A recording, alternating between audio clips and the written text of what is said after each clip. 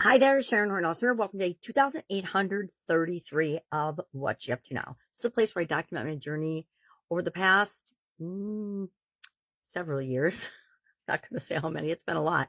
I show up and I talk about what's working, what's not working. Originally, as I moved from the brick and mortar corporate world of businesses, worked in corporate America and ran businesses on the side for decades. And then following my divorce, decided, okay, what am I going to do now? I'm old enough to retire, but not really done yet. So I decided I would learn about the online world, the internet, and all the things I've been curious in the background about, but never really had the time or energy to dip my feet into because I was too busy doing other things. But, divorce has caused a lot of changes in our life. And so it was the perfect time to do that. Done a lot of things online, some that worked out really, really well, some that were epic flops and failures. Now, all of these things work for somebody, right? They work for other people, which is why I thought they would work for me too. But I found that if they're not really a fit for me, and if they're not in alignment with how and who I am, they're not going to work for me, no matter how much I try, unless I change my thoughts, beliefs, identity, etc. And some things I'll do that for, other things I won't. If it feels icky and doesn't match my core beliefs, it's an automatic no, right? If it feels salesy or slimy or unethical or wrong or tricky in any way, shape, or form, it's a no for me. Now, all of those things work for a lot of other people, right? And they make millions and millions and millions of dollars on it, and they seem to sleep fine at night. That's for them, good for them, not for me. So today we're doing a roundup for each of the 9 life framework areas. And today we did spirituality. So physical, mental, emotional, spiritual, financial, relationships, contribution, communication, and confidence. And I've told the story of why I have 9 areas instead of just the traditional 7.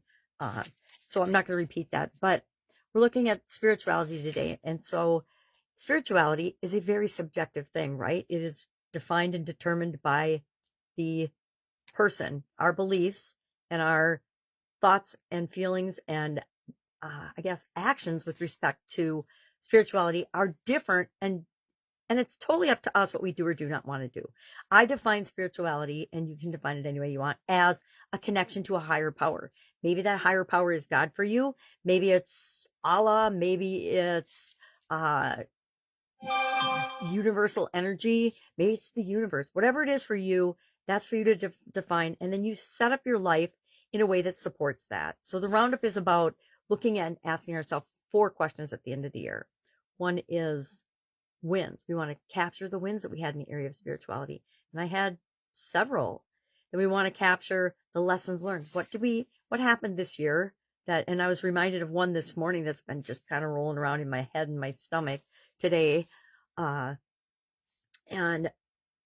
I'll work through that. What's our biggest challenge in the area of spirituality? We want to make sure that we still have and we're still impacting us right now. And I realized one of mine is thinking in loops around things that I actually have no control over. And I should forgive myself for, because I should have forgiven myself. There's that should word, for a long, long time ago. And I thought I had, but it keeps popping up again. Why? Because something triggers it and it bubbles up for us to address again and say, no, that's not me. Yeah. Was I always perfect spiritually? Heck no, none of us are. But am I continually improving it and becoming a better version of me every day? Yes, that's what this year's annual challenge is all about.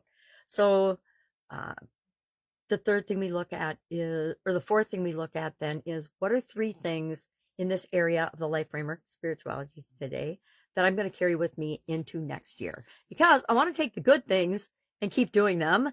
And I want to let go of the things that didn't work or didn't serve me. And then just forgive myself for that, or thank myself, even better, thank myself for having tried and done certain things and realizing, okay, yeah, that's not right for me. What's next? And doing the next thing. Christmas this week. So it's a really crazy busy week. But if I can help you in any way, ask. We're going to continue finishing up on these roundups, and then we're going to switch gears into the ideas process. And I realized that I covered the same topic, painful confession here, not super painful, but a little painful, 2 days in a row. I did relationship roundup 2 days in a row because I had written it down incorrectly in my book. So now I thought I had an extra day this month, but I don't. So I may have to double up one of the ideas process days, because I want to make sure that we get through our ideas process one more time before the end of the year. Why? Because then we've got a process that each of us has learn and practice 12 times by the end of the challenge. And that means it's installed in our subconscious. We might not use it for 5 years, but when a situation arises that we need it and it can help us to create what we want, we'll have that in our subconscious and be able to pull it up and use it to create the best possible result for us. So, any questions? Hit me up and ask. Otherwise, have an awesome day, and I'll, of course, see you tomorrow.